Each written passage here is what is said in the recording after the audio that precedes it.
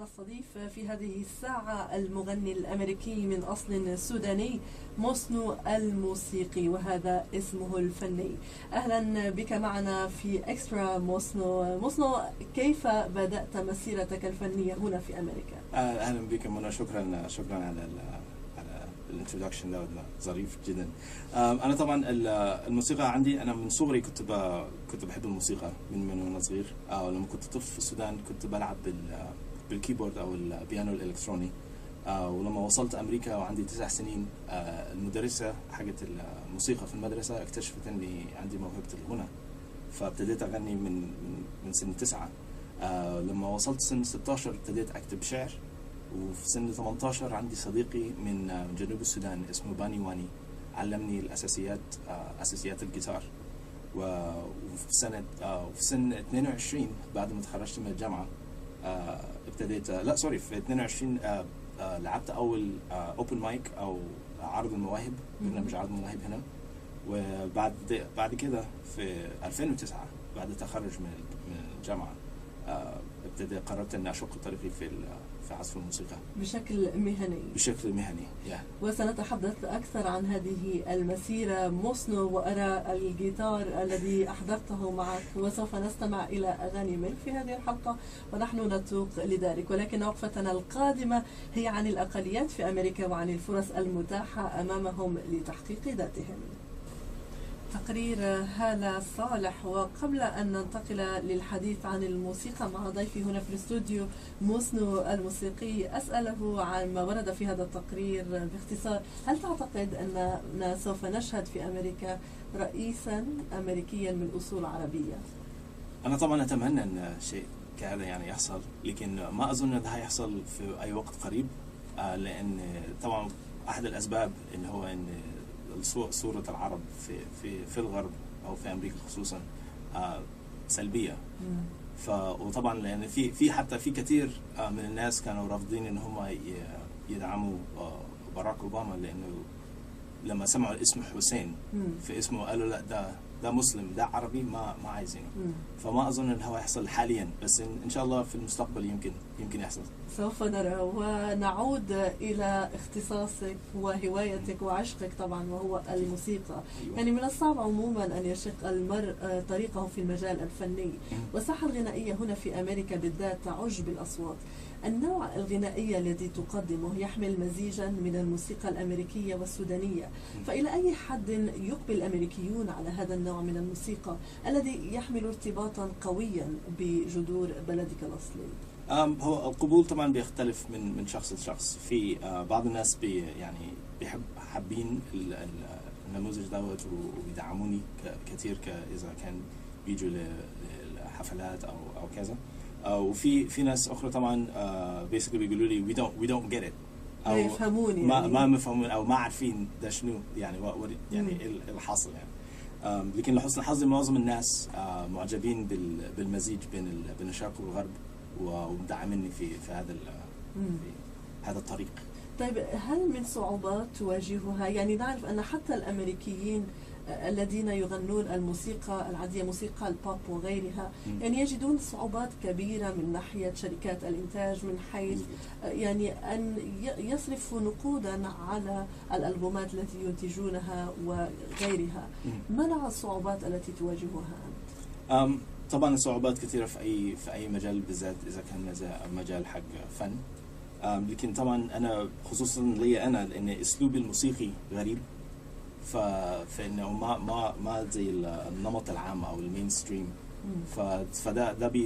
ده أصلا دي صعوبة واحدة. زائد يعني فوق كده ذاته كمان إن أنا أصلا عربي وسوداني، وطوالي بنشر هذا يعني على طول في كل الحفلات. إذا يشوف شخص مثلا أول مرة يشوفني أو شيء زي كده، طوالي بوريهم أنا أصلا من السودان، يعني ده شيء أنا بفتخر بيه. فبالنسبة علشان هذه الحاجتين مختلفتين، فبترفض كثير من التالنت ايجنسيز أو الشركات التي تتبنى المواهب. مظبوط فعلى طول بالنسبة فطبعا أنا بسهل الموضوع على نفسي. إني فعلشان ذاته إذن معظمهم كمان بيكونوا من مجموعة اللي هم we don't get it، اللي هم ما فاهمين أنا بحاول حتى شركات تبني المواهب. لأن طبعا هم عايزين شيء الناس متعودين عليه علشان يقدروا يبيعوها وبس ويجيب فلوس. هو أهميتهم طبعا كلها قروش، ما نات مش موهبة أو شيء هيحصل في المستقبل.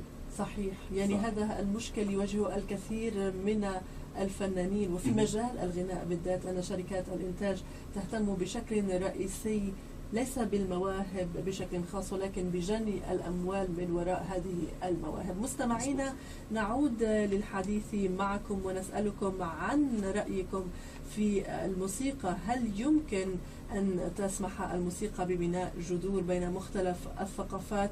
ونسألكم أيضا في شق آخر اليوم عن الرئيس الأمريكي من أصل عربي. هل يمكن أن نرى يوما ما رئيسا أمريكيا من أصل عربي في البيت الأبيض؟ شاركونا الحوار. ونعود إلى واشنطن، وقبل موجز الأنباء نطلب من ضيفنا في هذه الحلقة موسنو الموسيقي أن يسمعنا أحدى ألحانه على الجيتار. تفضل موسنو. شكرا.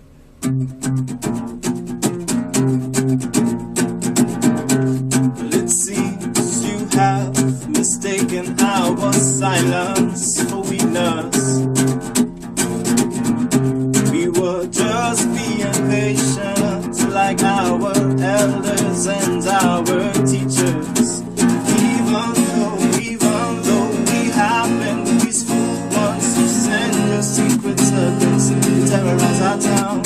But it's our street, it's our home, it's our land, it's our blood, it's our time to rise above the crumbling ground. System down, system down. Our voices drown, system down. الشعب يريد إسقاط النظام، الشعب يريد إسقاط النظام.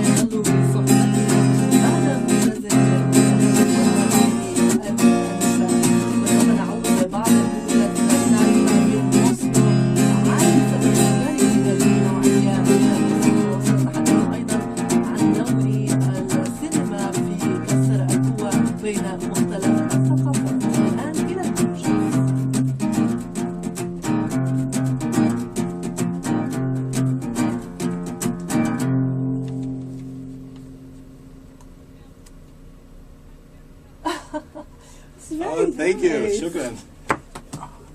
No problem. Thank you for having me.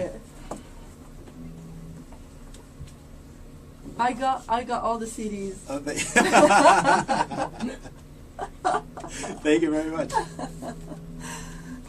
Brilliant. ونحن نتحدث الآن يا رضا إلى أمريكي من أصل عربي وهو ضيفنا في هذه الحلقة موسنو الموسيقي. يعني أنت فنان في النهاية موسنو. شكرا. يعني وتشاهد السينما، هل يعني نظرتك للسينما كنظرة رفيق الصبان الذي يرى أن العرب يصورون بصورة نمطية، أم أنك تختلف مع وجهة نظر هذا؟ أنا ما بختلف معه، بالتالي إن هو فعلا كلامه مظبوط، لكن في أفلام نزلت بتغير هذه الصورة، لكن للأسف ما بتنتشر بطريقة الأفلام الأخرى. يعني مثلا كان في فيلم نزل من كم سنة اسمه تريتر أو خائن، كان ببطولة دون تشيدل، والفكرة إنه هو كان أمريكي سوداني جاسوس هو كجاسوس لأمريكا، وكان بيساعد في إنه بيلاقي الإرهابيين خارج أمريكا. لكن حتى الناس في أمريكا ما كانوا عارفين، كان شخص واحد فقط عارف إنه هو مع أمريكا وبيساعد في هذا والفيلم كان ممتاز، كان معمول بطريقة ظريفة جدا، لكن ما انتشر لأن طبعا كانت صورة إيجابية بالنسبة لواحد سوداني أمريكي. وزائد على ذلك كمان في حاليا في فيلم بيتعمل حاليا شورت فيلم فيلم قصير قصير. اسمه فيصل جوز ويست، مهم. والمخرج والكاتب اسمه بنتلي براون. هو اصلا امريكي لكن عاش في السودان وعاش في تشاد. مهم. وانا كان لي شرف اني كتبت لهم اغنيه للفيلم. وطبعا بنساعد في ان احنا بنعرف الناس بهذا الفيلم. وحاليا بدأ دلوقتي في قبلوا الفيلم في مهرجان كان في فرنسا. مهم. في احد يعني الاجزاء. اخبار جيده جدا. يا ففعلا فدي حاجه من الاساسيات ان انا بحاول اغير هذه الصوره السلبيه. طيب هل تعتقد ان الموسيقى مثل الافلام تساعد في تغيير نظره الناس الى شعوب معينه؟ اكيد انا مؤمن بذلك، لان طبعا الموسيقى تصل بسرعه اكبر، لانها ممكن تسمعها مثلا على تليفون او على شيء كهذا. وطبعا انا اسلوبي الموسيقي اصلا بحاول اني امزج الغرب والشرق والافريقي كله مع بعض، لان معظم اغانيه طبعا بكتبها بالانجليزي وبكتبها على الجيتار، فالاثنين دول طبعا غربيين، لكن بستعمل استعارات عربيه كثيره. يعني مثلا التشبيهات اللي بنستعملها لو لقينا مثلا شخص جميل بنقول يعني مثل القمر. ده شيء ما متعودين عليه هنا. فبستعمل اشياء كهذا، فبكتب بالانجليزي لكن بستعمل العقليه العربيه. ونحن نود يا موسنو أن نسأل مستمعينا إن كانوا يتفقون معك في الرأي، هل يعتقدون فعلا أن بإمكان الموسيقى بناء جسور بين ثقافات معينة؟ عندما تستمعون إلى موسيقى من ثقافة أخرى، هل تجذبكم إلى هذه الثقافة وتجعلكم ترغبون في معرفة يعني تفاصيل أكثر عن هذه الثقافة؟ شاركونا بآرائكم مستمعينا. ونعود إلى ضيفنا في الاستوديو في واشنطن، موسنو الموسيقي. موسنو، يعني اليوم من الصعب أن لا نتحدث عن الانتخابات الأمريكية ونتائج الانتخابات الأمريكية. يعني مستمعين، هذه الأصوات التي تسمعونها هي فقط صوت الجيتار الذي يحمله أنا آسف يا جماعة. موسنو. طيب موسنو، حدثني، هل كنت مهتما بالانتخابات؟ هل قمت بالتصويت؟ أكيد طبعا، لأن طبعا حاليا في مع المشاكل في السودان، لأنه ما عندهم الفرصة أنهم يصوتوا ويختاروا رئيس جديد. فطبعا فظنيت ان لازم ضروري ان فعلا ان انا انفذ هذا، وفعلا صوت طبعا. لمن صوت؟ طبعا بريزيدنت باراك اوباما. اكيد. يعني حتى ضيفنا في الساعة الماضية صوت للرئيس اوباما.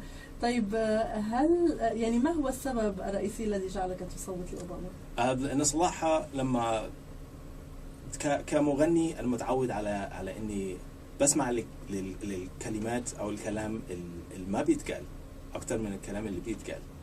ومع رامني لما بيتكلم كتير لكن ما بيجاوب على اي شيء، فمعظم كلامه ما كنت مطمن للكلام، يعني الاجاباته ما كان فيها اي اساس. وثانيا كمان هو اصلا رجل اعمال. وطبعا العقليه حقت شخص رجل اعمال تختلف عن، لان العقليه حقته ما تكون ان هو يريد ان هو يجيب قروش، يجيب فلوس ليه. فاذا مسك الدوله هيمسكها كانها شركه ما دوله. وبذلك فهي معظم اظن انه هيكون معظم تركيزه ان هو كيف هيكون قروش اكثر من كيف يساعد الناس. طيب موسنو، يعني أنت الآن يعني منخرط في مجال الموسيقى، يعني هل لديك مشاريع تعمل عليها مستقبلا؟ يعني على ماذا تركز الآن؟ أنا حاليا بركز على إني أكون صورة إيجابية بالنسبة للعرب وللسودان خصوصا، لأن معظم الناس اللي بعرفهم هنا في أمريكا الأجانب أول ما أقول لهم أنا من السودان طوال يقولوا احنا اسفين على موضوع دارفور. That's the only thing. دي الحاجة الوحيدة اللي الناس طوالي ده أول شيء بيجي يعني on their mind. يخطر على بالهم. أول حاجة تخطر على بالهم اللي هو المشاكل اللي في دارفور. فأنا حبيت إني أركز على إني أكون شيء إيجابي، فبحيث لما يسمعوا اسم السودان مشاكل دارفور ما تكون مثلا اول شيء، او يفتكروا على الاقل يفتكروا دارفور، او يفتكروا وفي اصلا في مغني بيغني مش عارفه ايه وبتاع.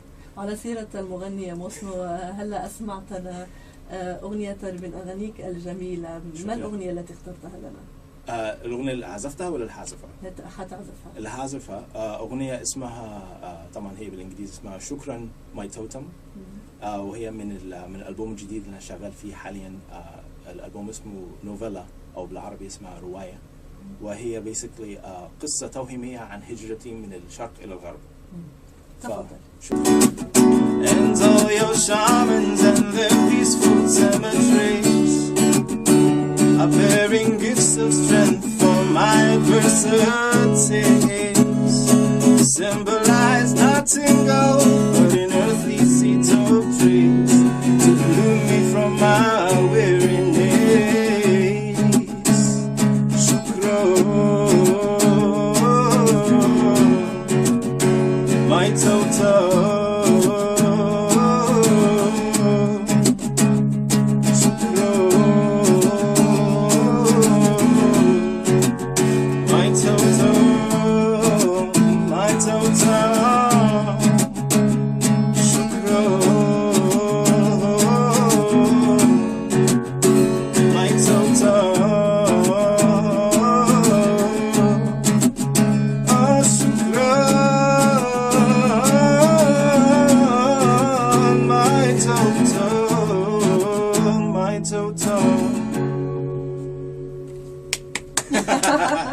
شكرا لك موسنو، شكرا جزيلا لك على هذه الأغنية. ولكن خبرني، هل تفكر بالغناء باللغة العربية أو بالعربية عموما، اللهجة السودانية أو أي لهجة عربية أخرى؟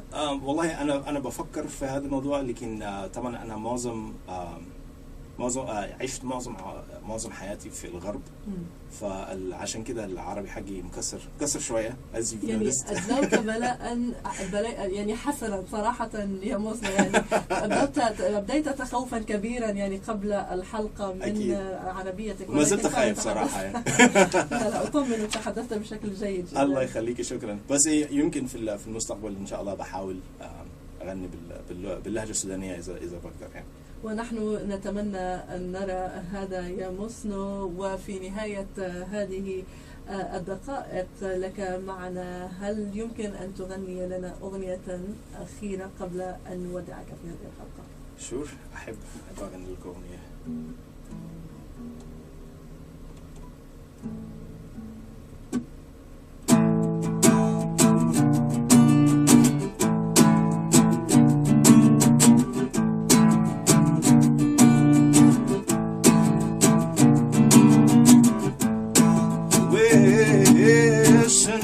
As I sit here, that she would brighten my sides with her appearance. Kissing is what it almost feels like, as I am close to her breathed oxygen. Slowing down is the effect of my senses when her fingers wrapped around my arm. My heartbeat stopped it. شكرا جزيلا لك موسنو على حضورك معنا في إكسترا. وبهذه الألحان ننتقل إلى الاستوديوهات في لندن. إليك رضا.